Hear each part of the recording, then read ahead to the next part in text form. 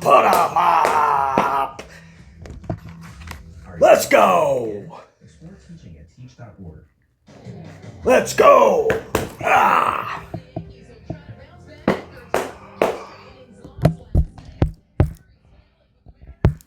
My unit, salute, amped up Friday, May 15 of the year 2025. BC's revved up. Time to wake up, get up, and get amplified. BC has clearly spent a couple 2-3 hours in the steel pain room. This morning, clanging and banging. I'm on my 9th coffee already. Long morning, in a good way, man. A lot accomplished. But now it is time to record today's Amped Up. One of the bright spots of the day, man. Talking some pro wrestling with my unit. Smash that up. Helps out the algorithm. Support the channel, but it lets BC know you're fully amplified, so I do appreciate it. Totally free. Doesn't cost a damn thing. Appreciate that. Yesterday's Amped Up went up late on the channel, but you guys are crushing that out. That had some NXT talk into it and a lot of other good conversation, man. The ring of AEW remained unscathed last night. If you caught that upload, if you caught yesterday's Amped Up, you know what I'm talking about. It was so refreshing to see those AEW letters in the middle of that ring, because that's the only thing Tony Khan should be promoting right now. But there's something that might alter that in the future. Catch that upload out.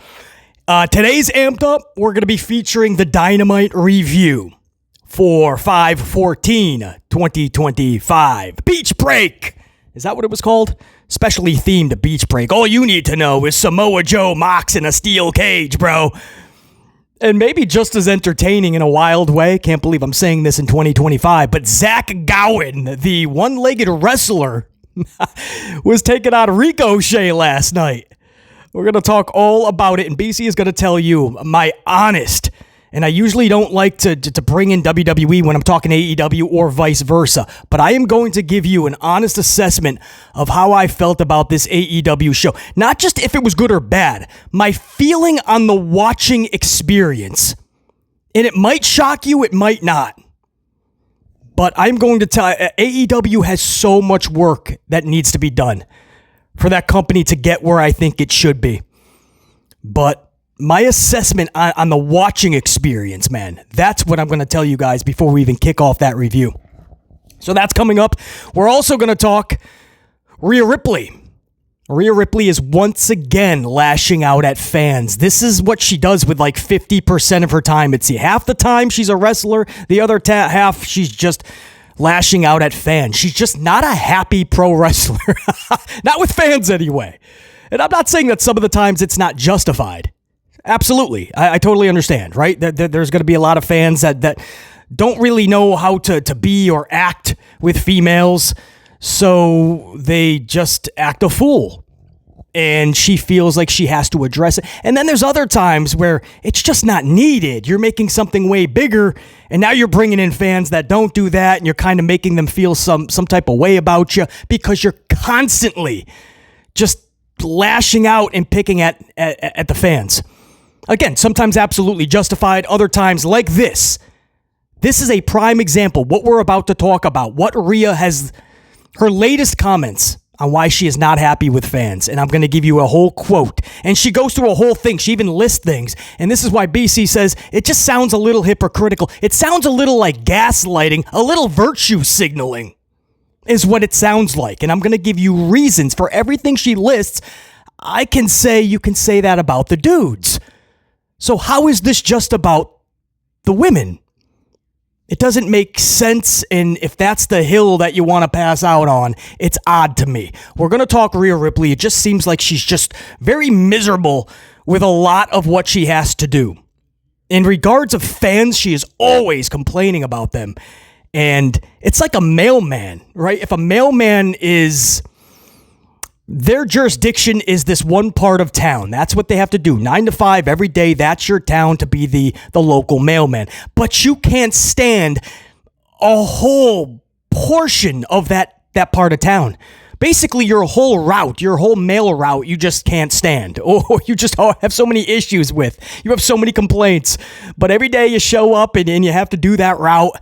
Maybe don't be the mailman. Maybe that's not for you, or maybe ask to be somewhere. I don't know, but being a mailman in that part of town's probably not the best suited fit for you. I don't know. Is pro wrestler the best fit for Rhea Ripley? If this is how it is already, and she has, you would think, bare minimum another 5 to 10 years, bare minimum, good years, unless she wants to go another route and do other things and go the family route and all that, maybe come back like Becky and all that. Happens all the time. Cool, come on back. But at least 5 to 10 more good years. And she's already just this unhappy with the fan base, man, or a big portion of it. But now it's getting to the point where, dude, you're listing all these things that fans say about the dudes too. Some of it is just being fans. I'm going to tell you what it reminds me of too when Rhea lashed out at the fans and it made absolutely no sense. We'll talk all about it, guys. It's coming up. That's just your cold open teaser. And I want to get right into it, actually. That's going to end the cold open teaser because I want to do some rapid fire stories real quick. And then we'll jump into, we'll start off with Rhea, and then we'll get to AEW Dynamite. Sound good? But first, man, you talk rapid fire, I got to show you guys Kairi Sane. Have you guys seen Kairi Sane? She's been out of action due to injury for like 6 months, I believe.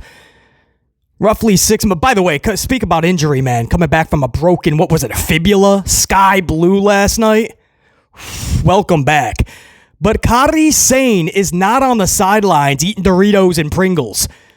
Kairi Sane is hitting that same steel pain room.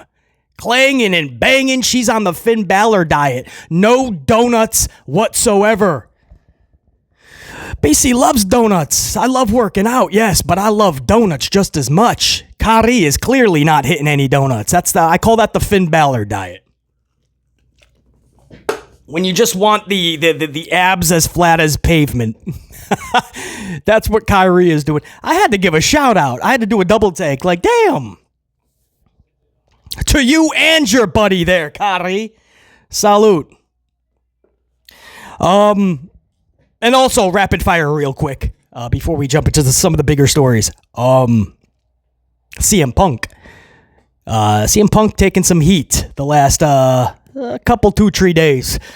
Because there is a report that has come out that CM Punk is headed to Saudi. It's a massive payday. He's probably going to get a cool $1 million.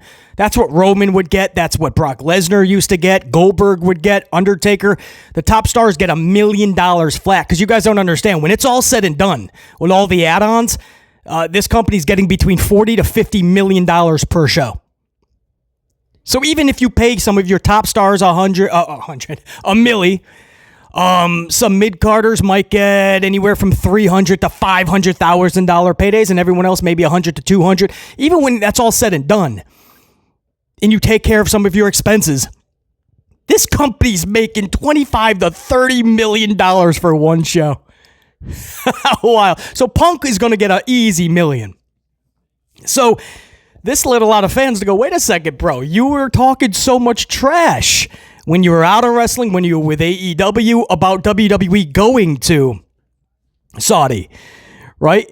We all we all remember everything that he was saying and talking about what kind of money that is if you want to go over there, right? You guys remember what he said about Miz. I don't think that's going to just be forgotten now that WWE wants to pay you $1 million. But that was CM Punk who was saying all this. Now that the tables have turned, he's with WWE, he's about to get an ultimate payday. Now all of a sudden Punk says, and I quote, "I've never been to Saudi. I don't hate coming to Saudi." So he's trying to relax all the talk because it looks like that is true. It looks like he is going over there.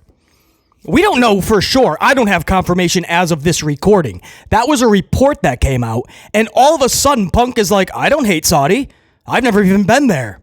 No, but you have hot takes on it. That's what you were talking about all this time, right? You were calling out the WWE roster for going over there. But now you're a part of it, and they're about to hand a shit ton of money into your lap for one days of work, one night of work, one segment. Probably doesn't even have to wrestle. Now, all of a sudden, never been there. I don't hate it.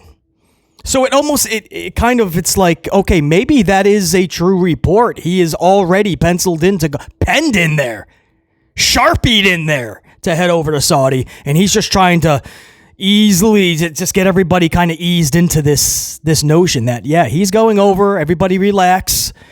I know I have these hot takes. Maybe he truly does feel that way, but money talks. And he did say from the jump, I'm here to make money, not friends.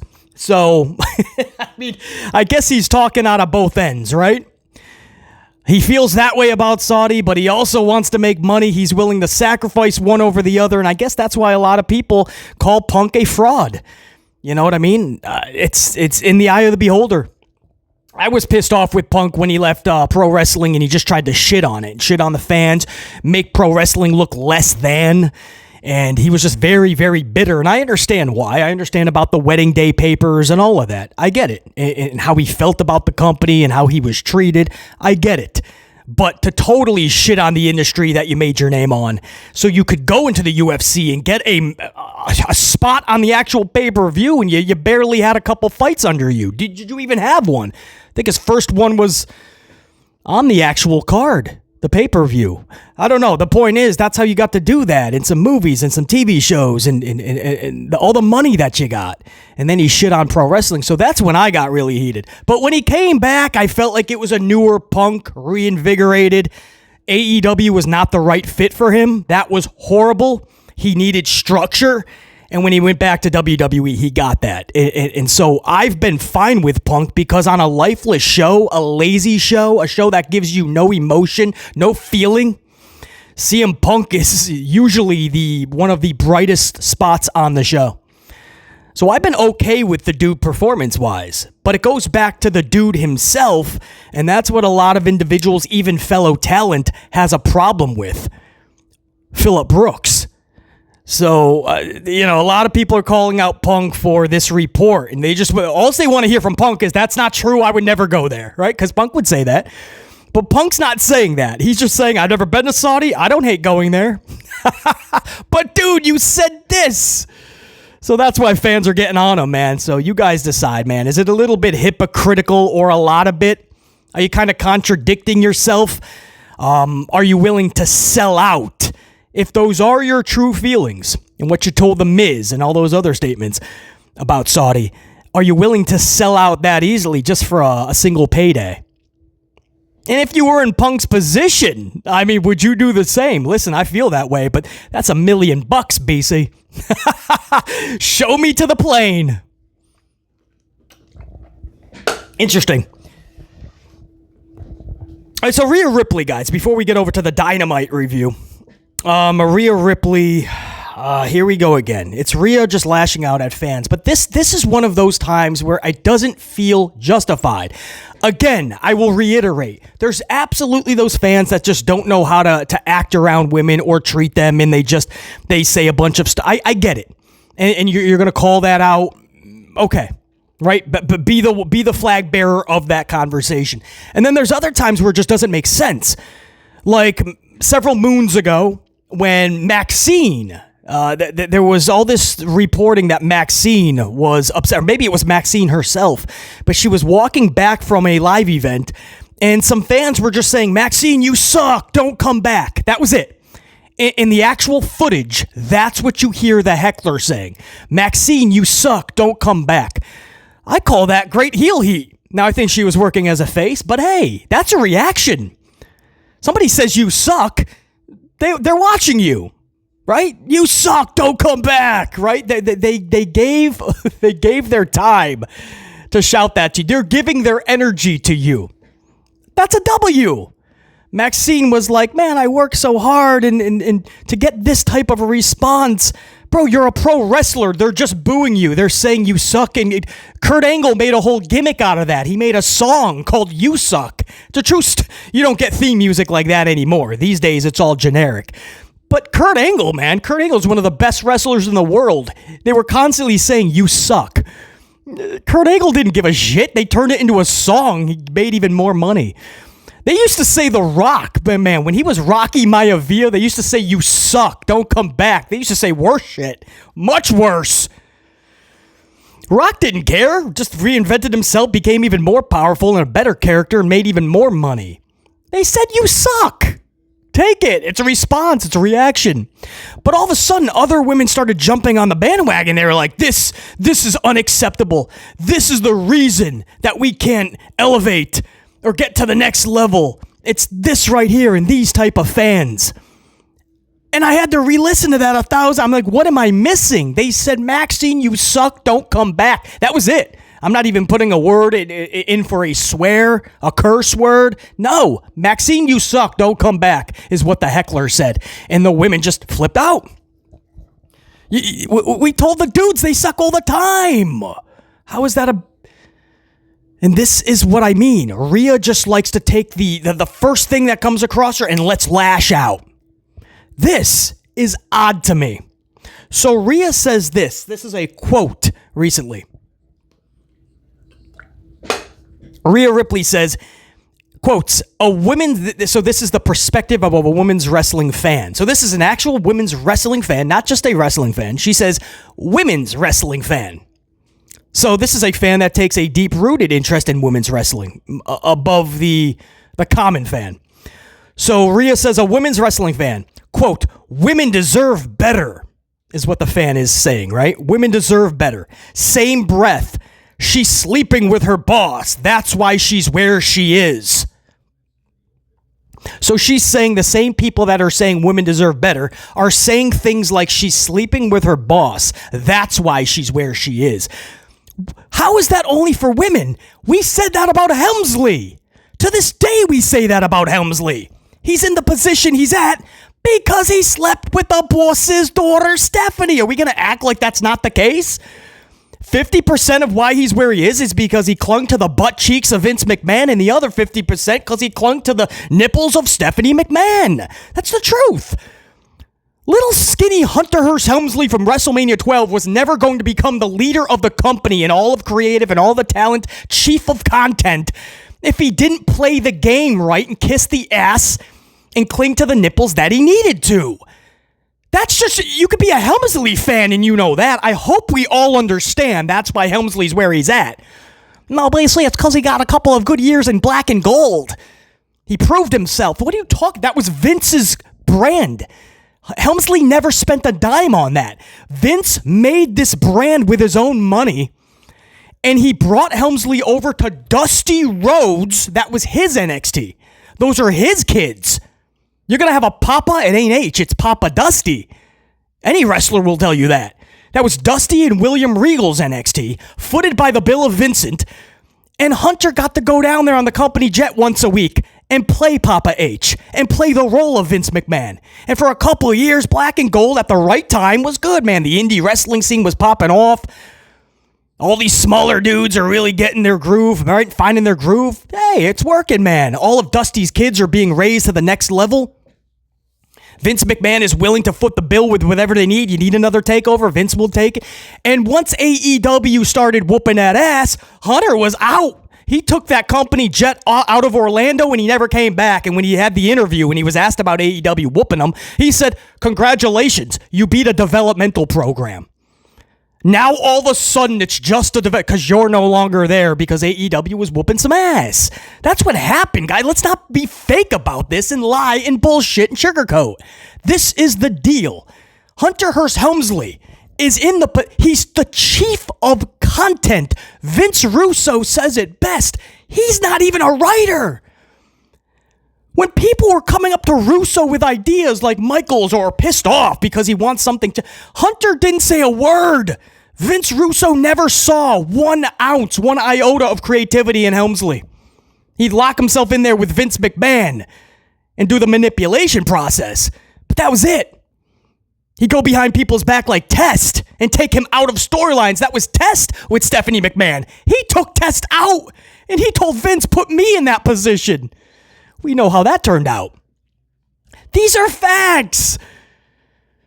He's not even a writer, and somehow he's the chief of creative and content and talent in WWE. And then you wonder why the numbers are going backwards and these shows are confusing. Heels are taking on heels. Faces are taking on faces. Storylines don't even matter. They don't make sense. There are no storylines. WWE is hurting right now. And you're surprised? The guy running it is not a creator. He's not even a writer.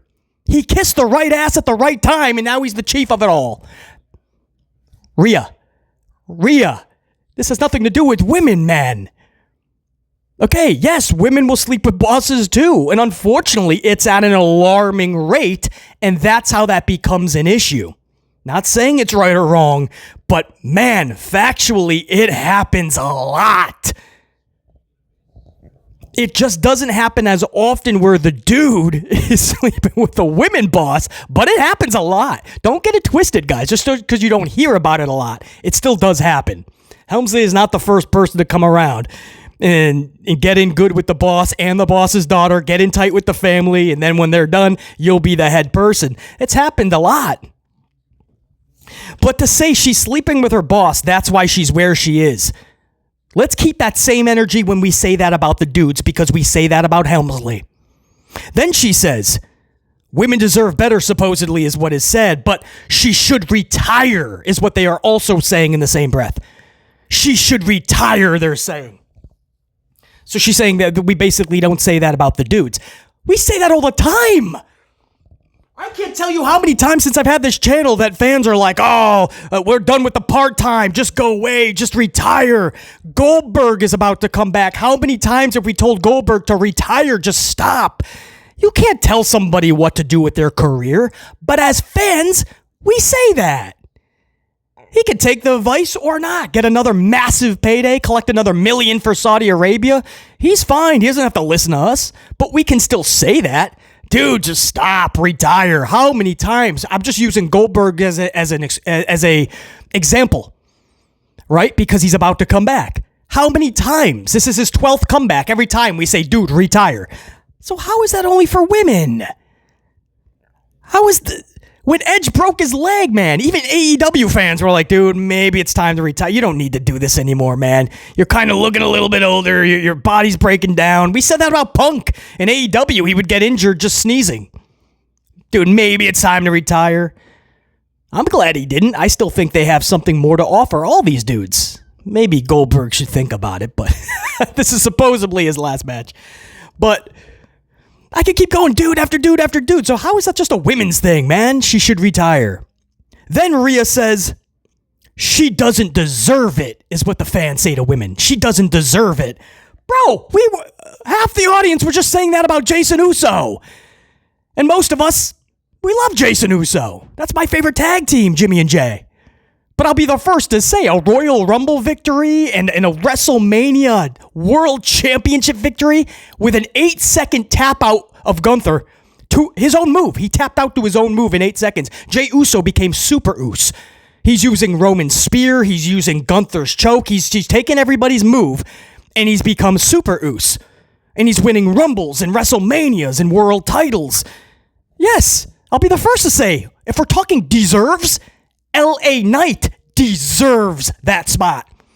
He was super over first. He still sells more merchandise than James Uso. It's just the deal, man. But Hunter didn't want to go with him because LA Knight is not one of his guys. So LA Knight got shafted for the last couple years. Couple of weird mid-card title reigns, very odd. No substance to them, forgettable, irrelevant. Then they take the title off of him quickly, and then he's doing nothing. That's LA Knight. No, if we're talking deserves just because Jey Uso's been there a long time and he's had a good tag team. No, I don't care if he has a word called yeet and everybody dances with him. LA Knight had more than the word, and when the bell rang, people were still glued to what LA Knight was doing. I'm just giving you one example. LA Knight. So yeah, a lot of us said Jey Uso, and that's someone who's beloved. Most of us love Jey Uso.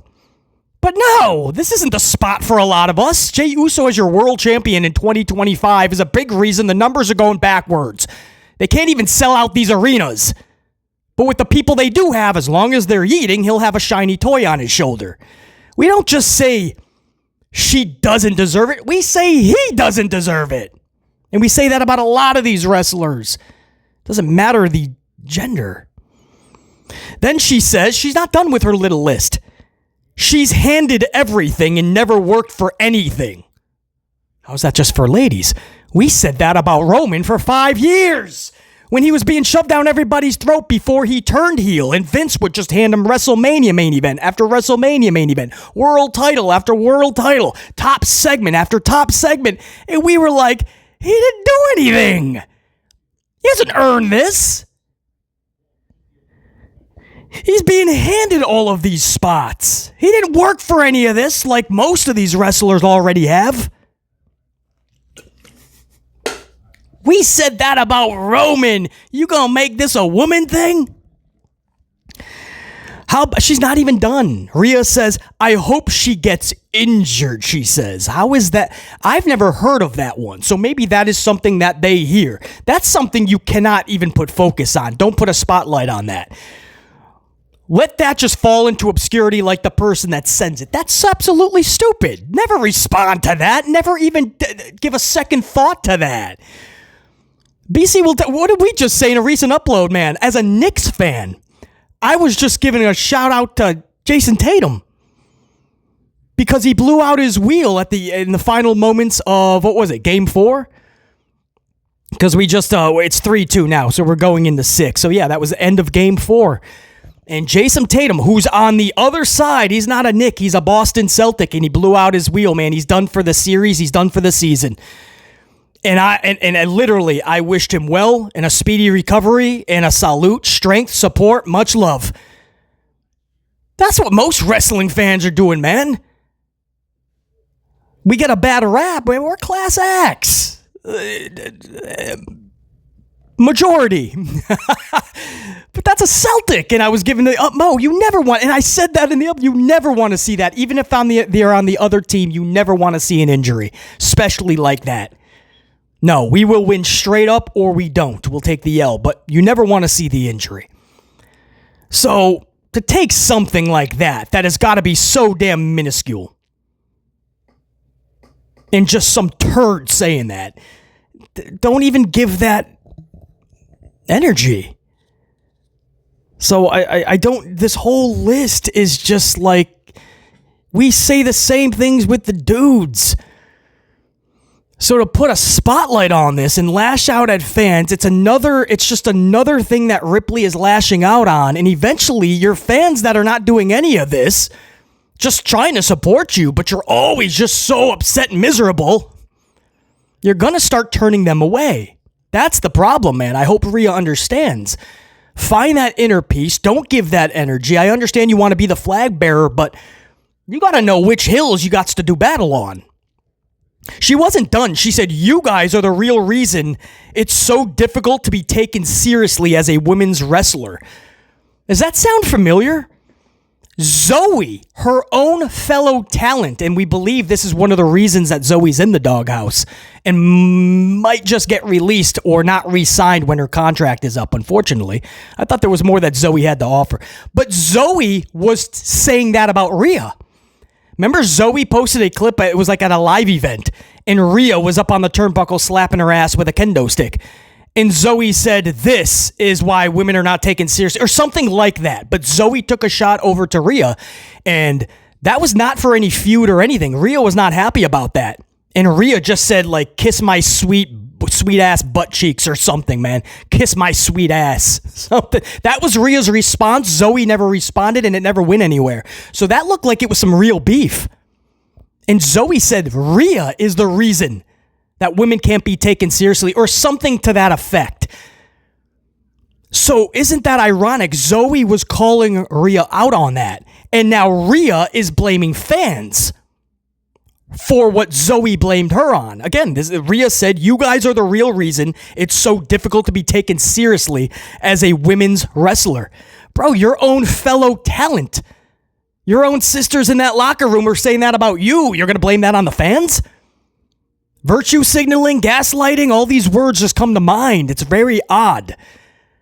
You're the one up on a turnbuckle popping your ass cheek out and smacking your ass with a kendo stick. And then you turn around and you go, you guys don't take this seriously. You're smacking your ass with a kendo stick with your tongue out. What do you? I mean, who's not taking it? It's part of the gimmick, right? These ladies have nice asses, and they know that, and they use it as their gimmick. So if you even want to bring that in, that the male wrestlers always focus on the looks and how hot they are and their asses, Bianca's smacking her ass always. Naomi's driving that rear view in everybody's face. Michin has taken twerking to a whole nother level, a slow motion 30-second twerk. The stink faces with some of the hottest ladies. Maxine coming out there like a sizzling supermodel. You can go on and on.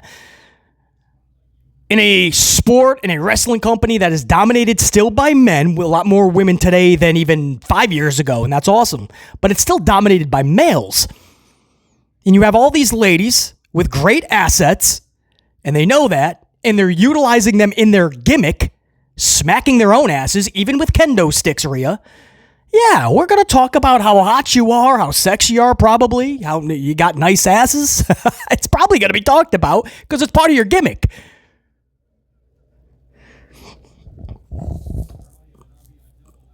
It's just and she wasn't even done. She then says, if you put as much effort into your own miserable lives as you put into degrading successful women, then maybe you would accomplish something yourselves. Totally bashing fans. Again, it's like projection, right? It's like how she is feeling, and she's projecting that onto others and saying, you're the ones. But it seems like she's pretty miserable as well with a lot of this wrestling thing. I don't know if the traveling is getting to her.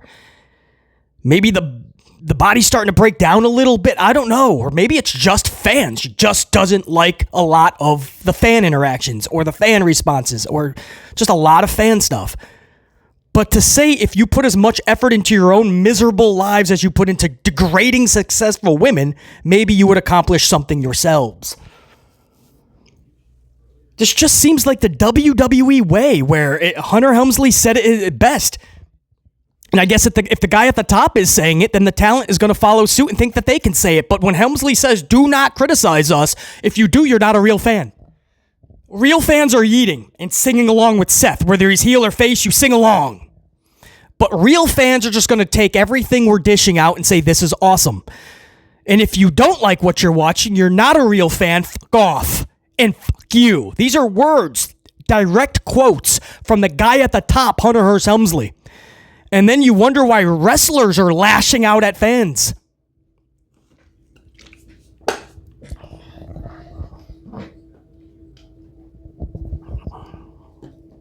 Again, if this was like a heel and she's just had enough, maybe you could say, oh, it's a little bit of character work.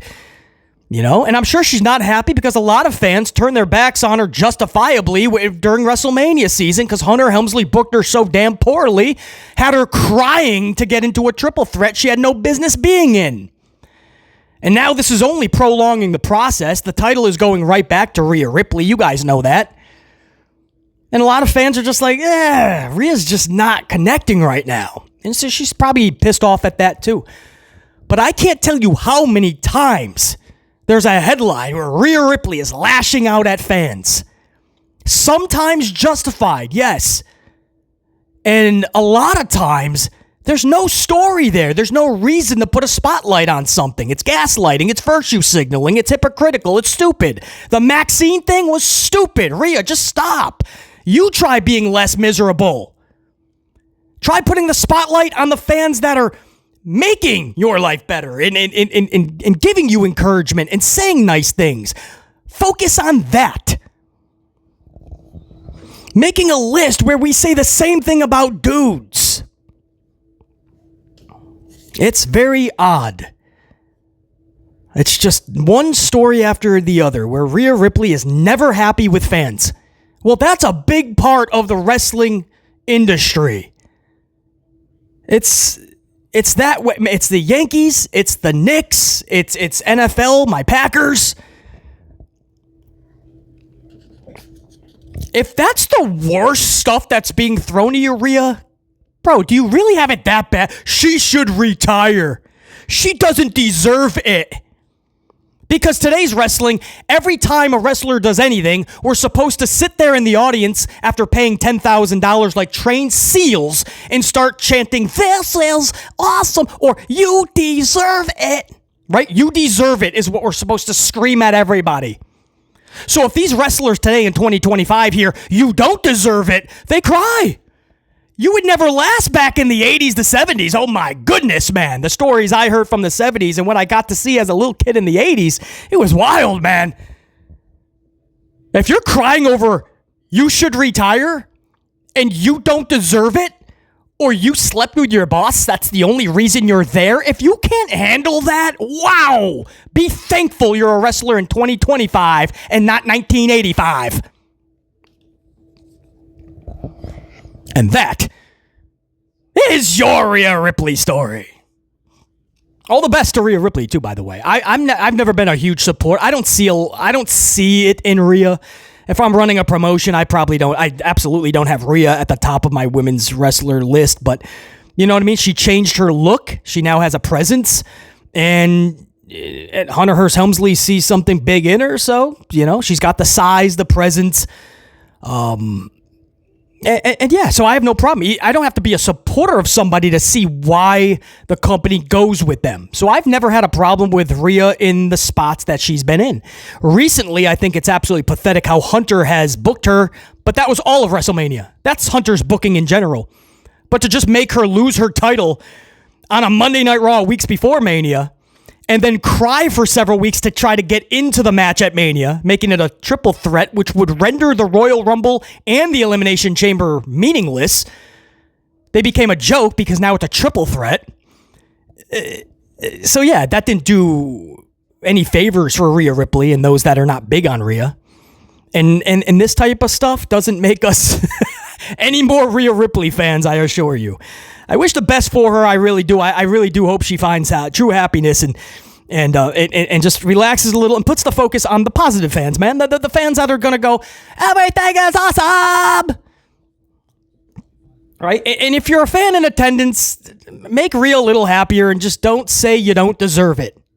Okay? Don't tell her she should retire. Okay? These are the things that make them cry these days. I have no idea, man. I come from a different era. Let's just say that. I mean, this is wild that this is what we're flipping out about.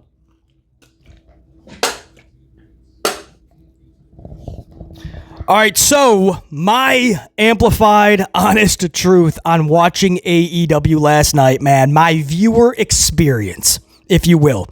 And this will be the only time, or yeah, I mean, if I have to throw a WWE comparison in, it's just for full, it's for full transparency.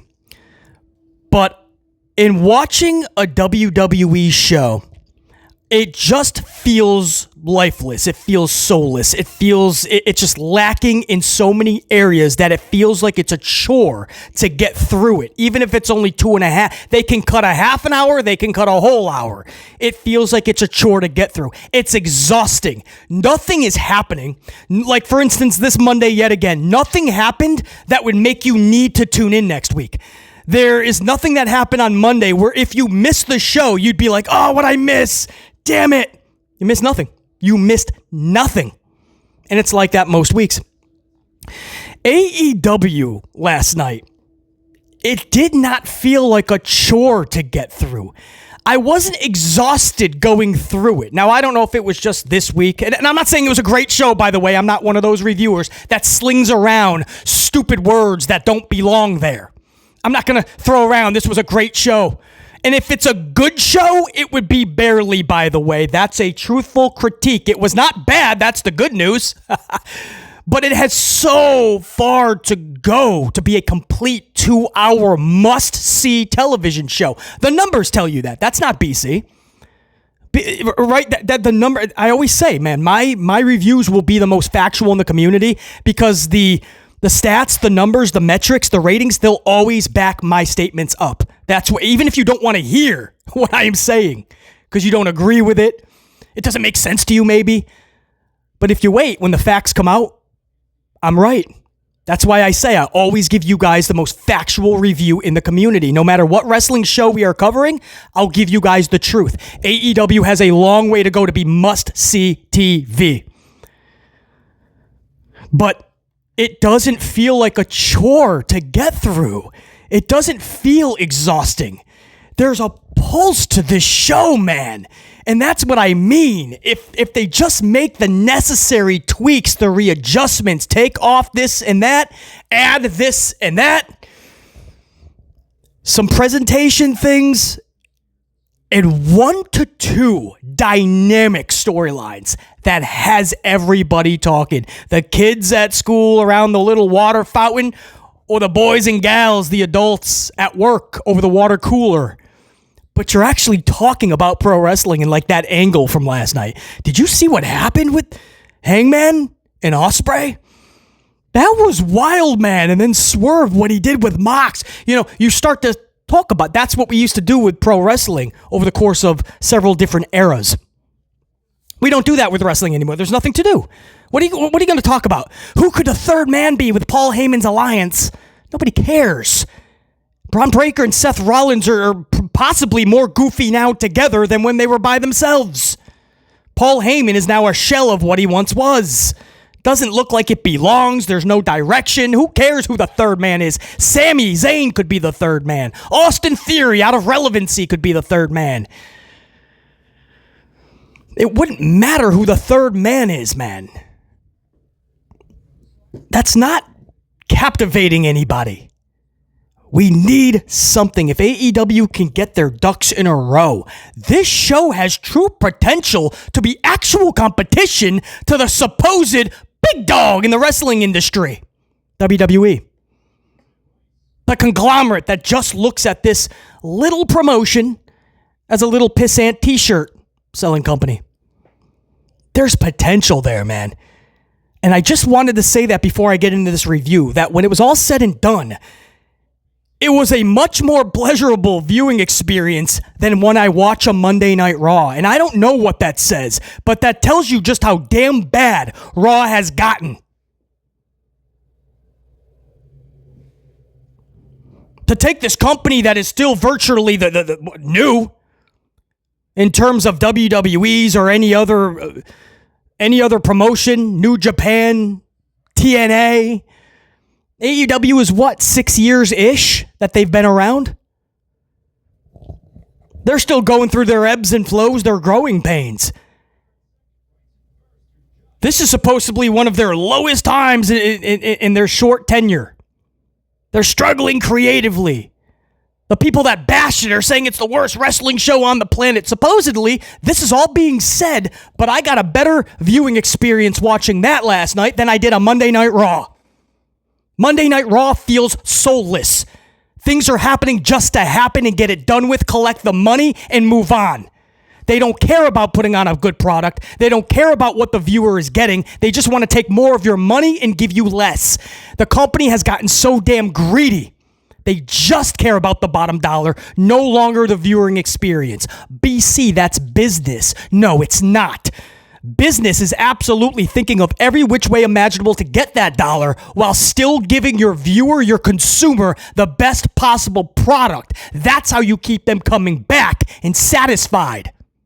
Bad business is when you collect every dollar imaginable and your customer, your fan, your consumer is not satisfied and is not coming back. Did you catch the upload yesterday? We talked about the Raw numbers hitting record lows on Netflix already.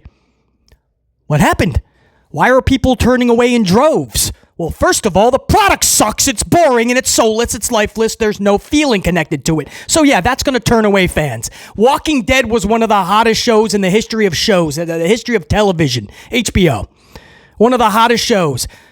After about 7 seasons, it started to drag and the storylines no longer were connecting and characters were either becoming irrelevant or just knocked off.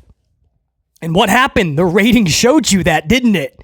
Fans said, it's enough. I'm not feeling this anymore. You're shocked that WWE Raw is hitting record lows? I'm not. If you listen to this channel, I've been dishing the truth to my audience since I started this thing.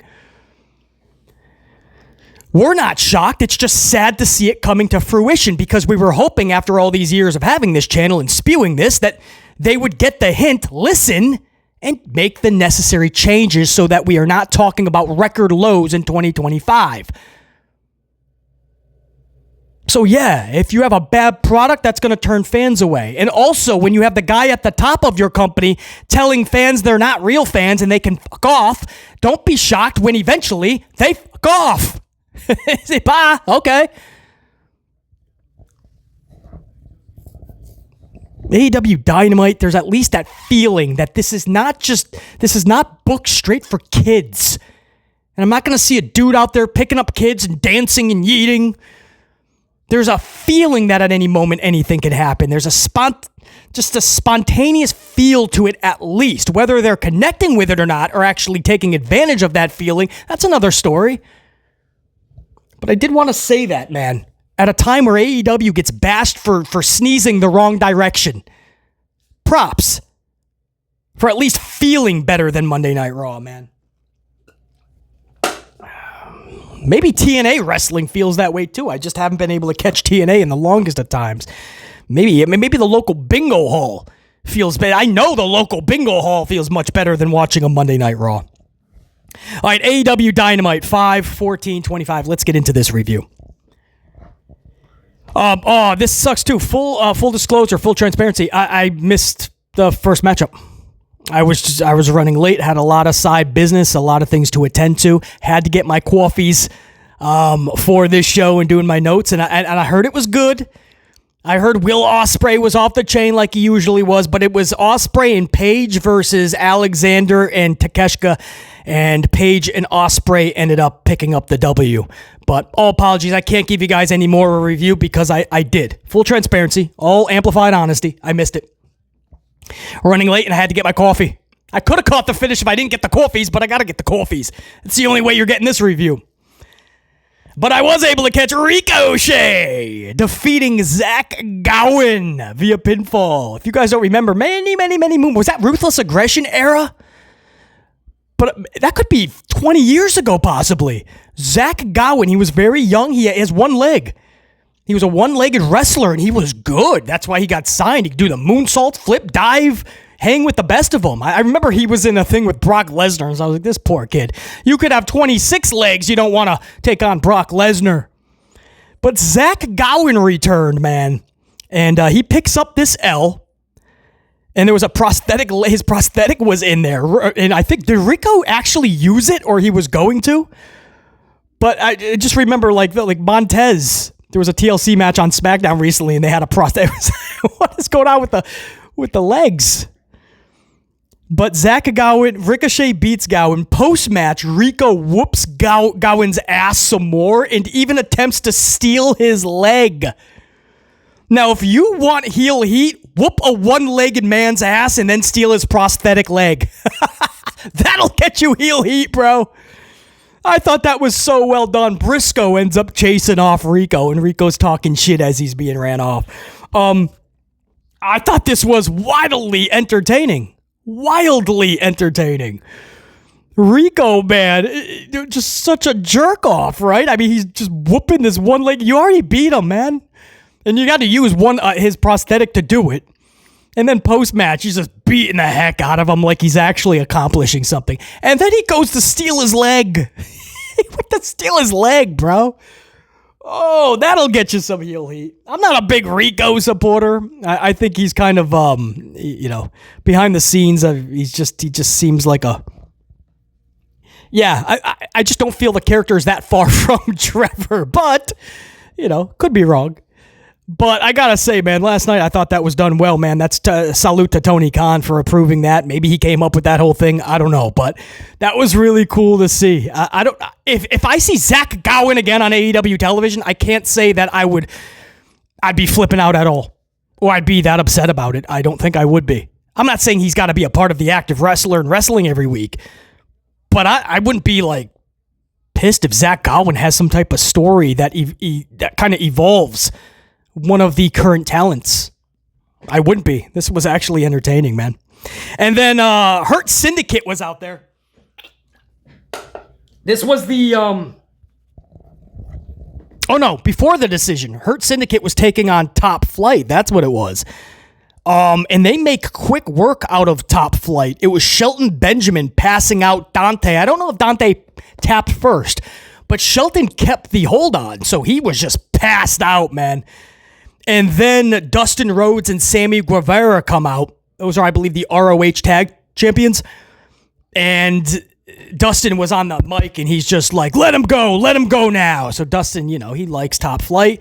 They were getting their ass whooped after the match, still locked into that lock. So Dustin comes out with Sammy to kind of save the day. What they really wanted is to tell Syndicate they want those tag titles. This would bring out Lio Rush and Action Andretti, and they want the same thing, the tag titles. So this was a lot of unnecessary promo work.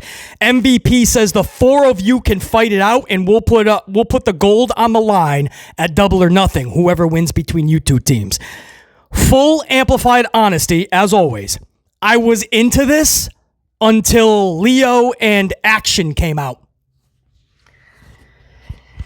I cannot be any more honest with you guys, man. I was into this because I have such admiration and respect for Hurt Syndicate and Bobby Lashley and Dustin Rhodes. Obviously, you guys know how I feel about Dustin Rhodes. So I was really into what was going on there. I don't get to see Sammy Guevara a lot anymore because I'm just not able to catch ROH. So, it was cool to see Guevara. You forget he's there. If you don't watch if you can't keep up on that like you would hope to, you forget there's so many good talents like Ember Moon Athena and Sammy Guevara and Dustin.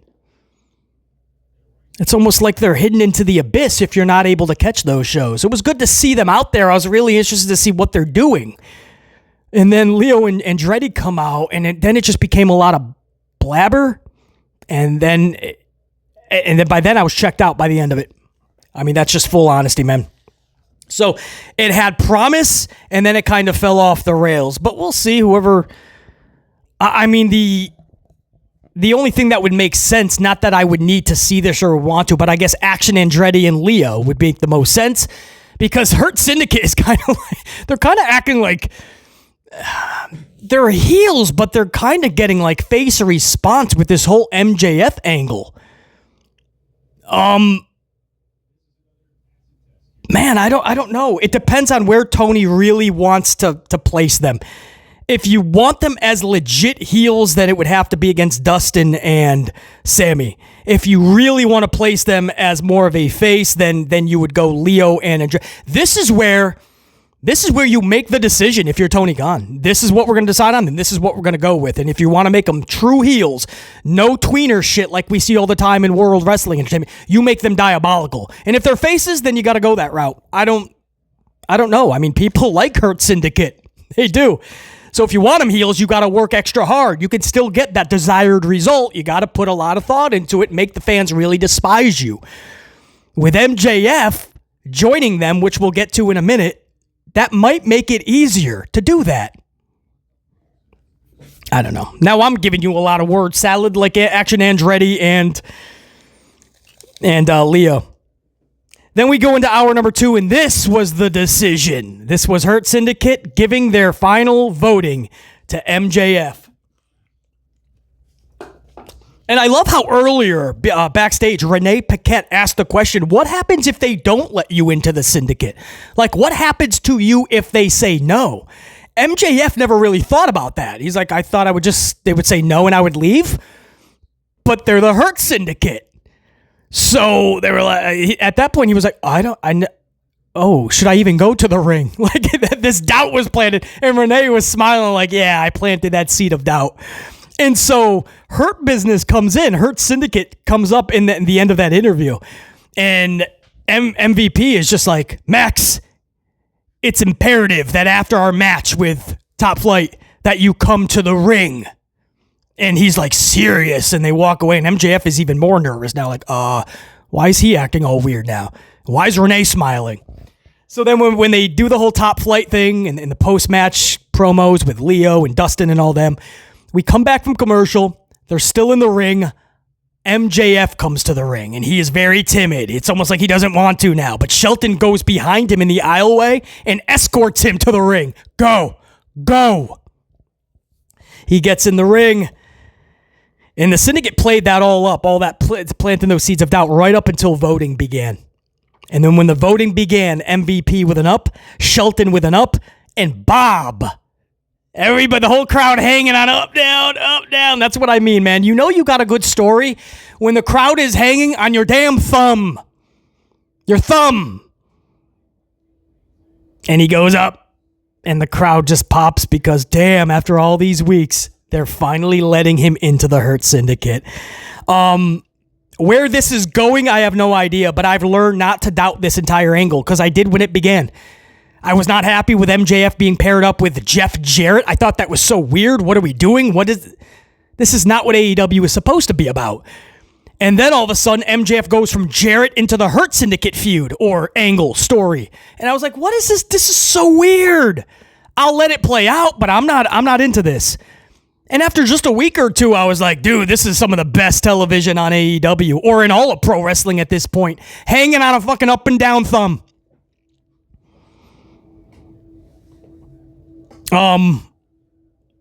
Yeah, I've learned not to doubt them, man. So I don't know where this is going, but I'm guessing they have a pretty good plan on this.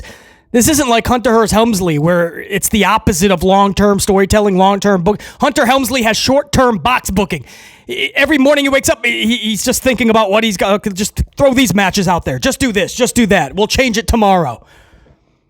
Helmsley doesn't have a clue what's going on that night on the shows.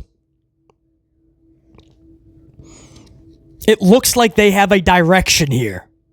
Interesting.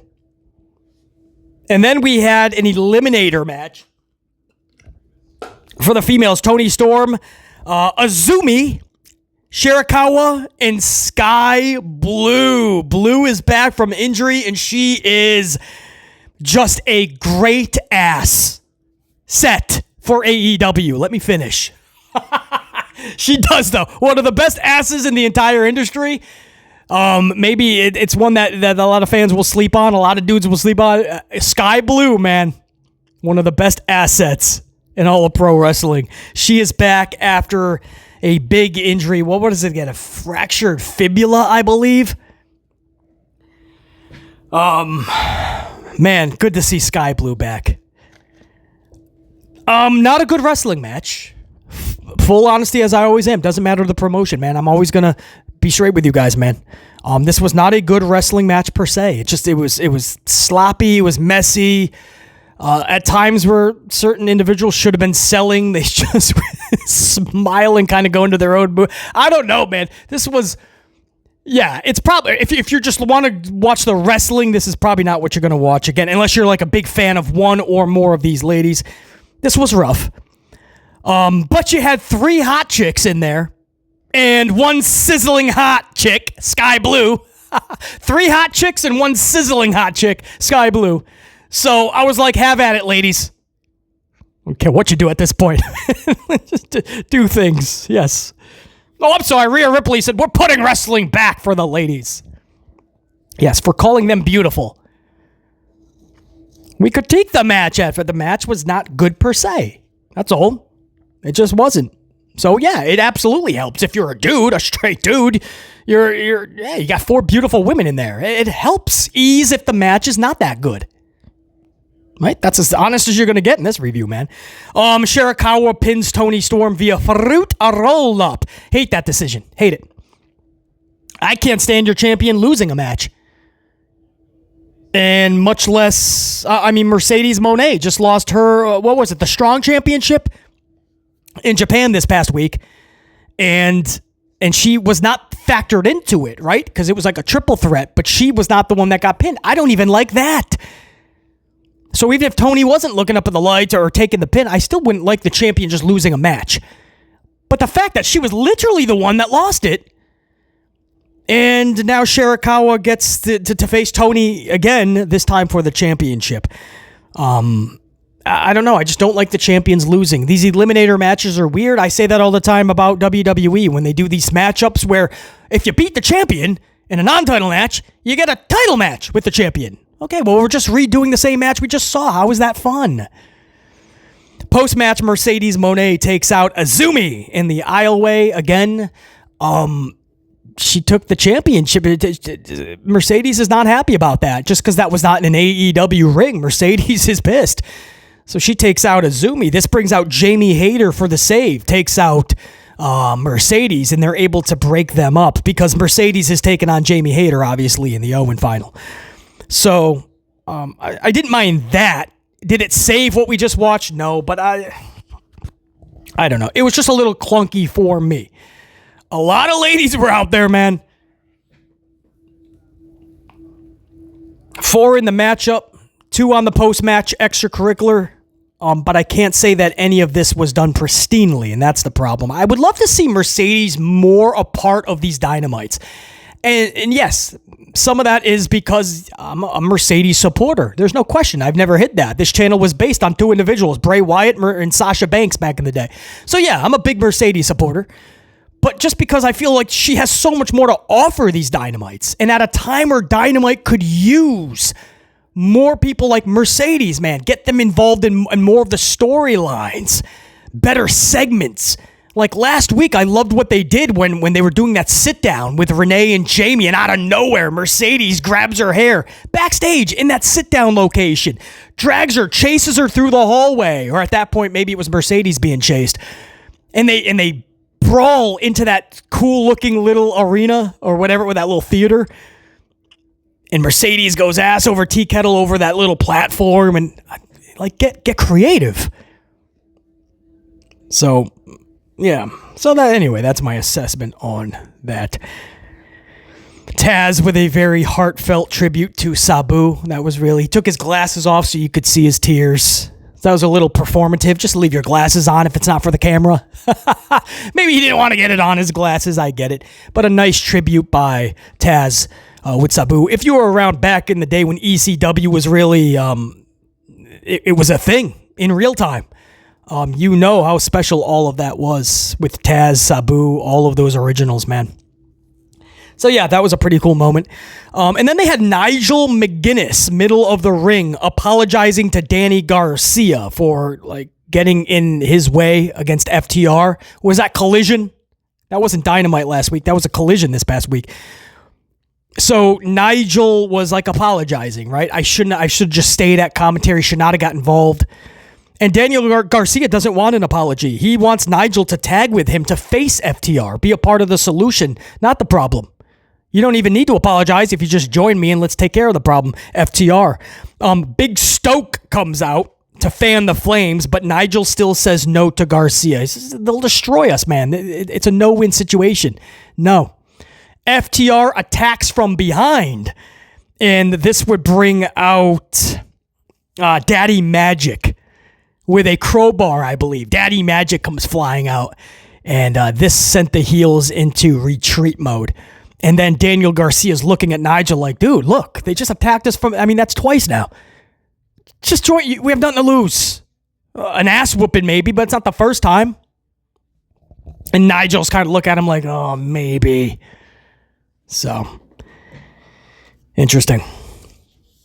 Just interesting that, like, the commentators are involved at the same time that the commentators in WWE are involved. Pat McAfee, Michael Cole. Now you have Shivani and Nigel.